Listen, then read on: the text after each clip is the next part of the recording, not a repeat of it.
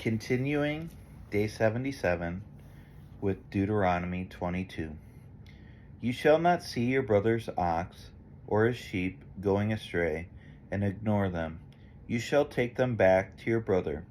And if he does not live near you, and you do not know who he is, you shall bring it home to your house, and it shall stay with you until your brother seeks it. Then you shall restore it to him. And you shall do the same with his donkey, or with his garment, or with any lost thing of your brother's, which he loses and you find. You may not ignore it. You shall not see your brother's donkey or his ox fallen down by the way and ignore them. You shall help him to lift them up again. A woman shall not wear a man's garment, nor shall a man put on a woman's cloak. For whoever does these things is an abomination to the Lord your God. If you come across a bird's nest in any tree on the ground, with young ones or eggs, or mothers still sitting on the young or on the eggs, you shall not take the mother with the young. You shall let the mother go, but the young you may take for yourself, that it may go well with you, and that you may live long. When you build a new house, you shall make a parapet for your roof, and you may not bring the guilt of blood upon your house, if anyone should fall from it. You shall not sow your vineyard with two kinds of seed. Let the whole yield be forfeited, the crop that you have sown and the yield of the vineyard. You shall not plow with an ox and a donkey together. You shall not wear cloth of wool and linen mixed together. You shall make yourself tassels on the four corners of the garments with which you cover yourself. If any man takes a wife and goes into her, and then hates her, and accuses her of misconduct, and brings a bad name upon her, saying, I took this woman, and when I came near her, I did not find in her evidence of virginity. Then the father of the young woman and her mother shall take and bring out the evidence of her virginity to the elders of the city in the gate. And the father of the young woman shall say to the elders, I gave my daughter to this man to marry, and he hates her. And behold, he has accused her of misconduct, saying,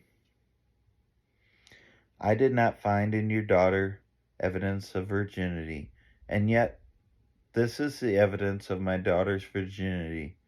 And they shall spread the cloak before the elders of the city. Then the elders of that city shall take the man and whip him.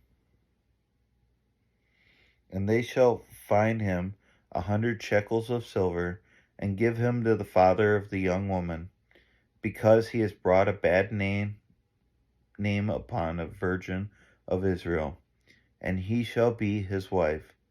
He may not divorce her all his days. But if the thing is true, that evidence of virginity was not found in the young woman, then they shall bring out the young woman to the door of her father's house, and the men of her city shall stone her to death with the stones, because she has done an outrageous thing in Israel by whoring in her father's house. So you shall purge the evil from your midst. If a man is found lying with the wife of another man, both of them shall die.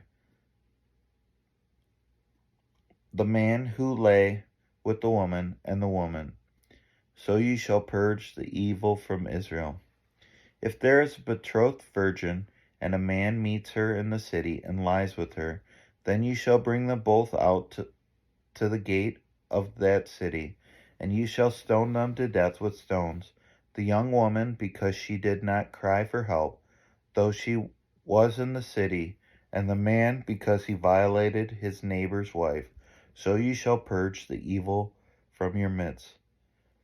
But if in the open country a man meets a young woman who is betrothed, and the man seizes her and lies with her, then only the man who lay with her shall die. But you shall do nothing to the woman.